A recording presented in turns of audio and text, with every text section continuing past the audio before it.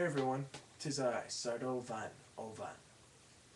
And continuing on with the Satanic Bible, this is part 15.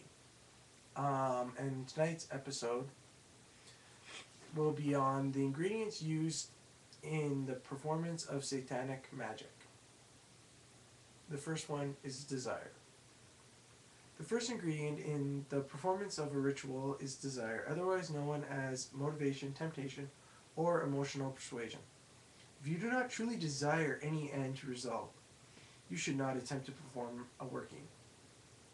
There is no such thing as practice workings, and the only way that a magician could do tricks, such as moving inanimate objects, would be to have a strong emotional need to do so. It is true that the magician wishes to gain power through impressing others with his feats of magic. He must produce tangible proof of his abilities.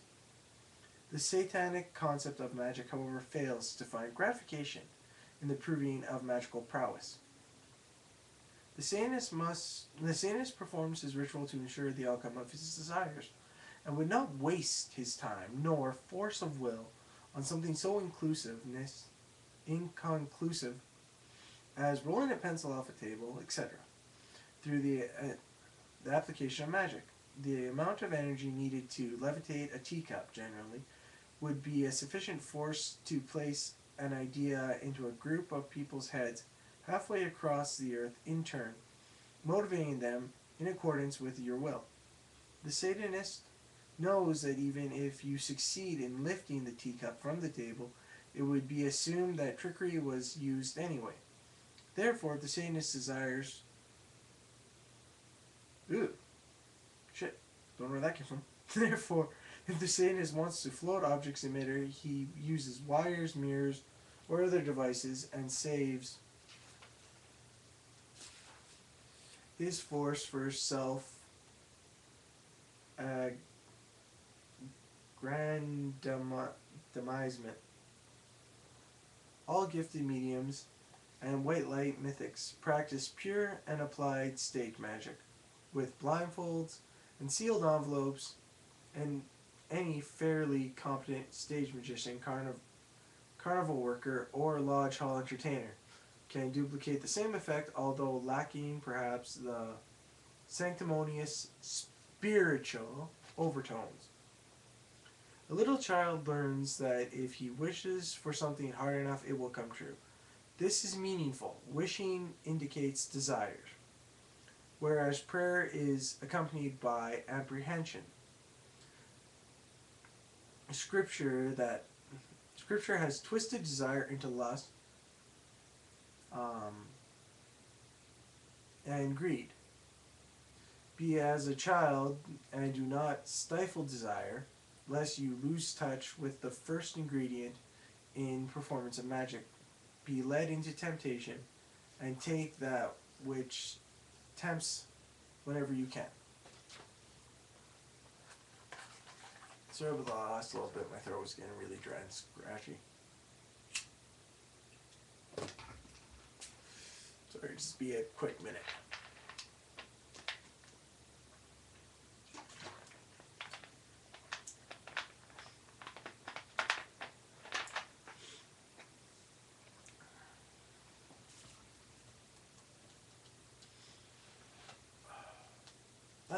While I'm taking this a little bit of a break, I'm going to address a comment that was left on part 1 of this series. This goes out to, unfortunately, coming down on Christianity and a lot of religions really hard. I'm not trying to be an ass to these people, but the sheer ignorance of everyone out there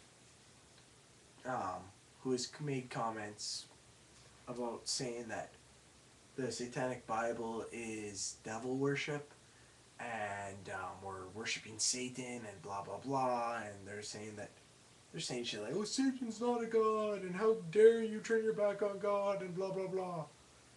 The Satanic Bible is not about, and this is the millionth time I've said this, I've had this discussion a lot with my friends and my own family, mind you. The Satanic Bible speaks of the worship of oneself. So if you're a Satanist, a true blue Satanist, not any of this movie bullshit, you're worshiping yourself. You're not worshiping a god in any way. Well, in essence, according to the Satanic Bible, you yourself are a god.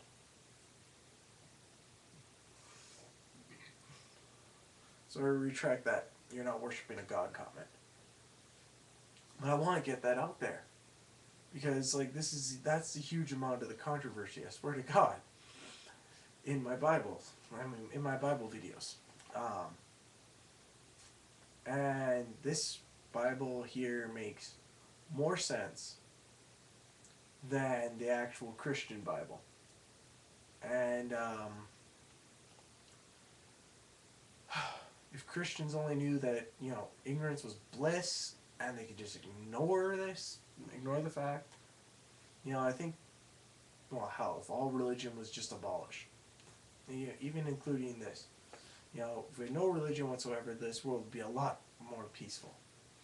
But yeah, I'm treading off the point here of this video. I just wanted to get that out there. Okay, the second one is timing. Let me just make sure I have enough time. Yep. In a successful situation, one of the most important ingredients is the proper timing. In the performance of a magical ritual,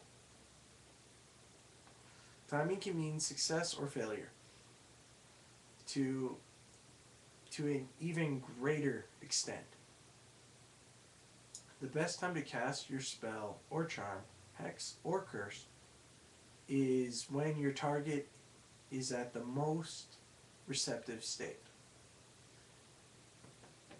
Receptivity to the will of the magician is assured when the recipient is as passive as possible.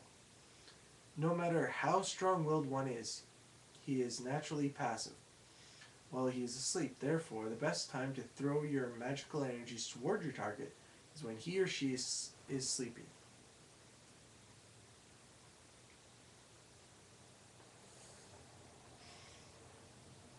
There are certain periods of the sleep cycle that are better than others for this. I hate this word. I never get it out right. Susceptibility to outside influences.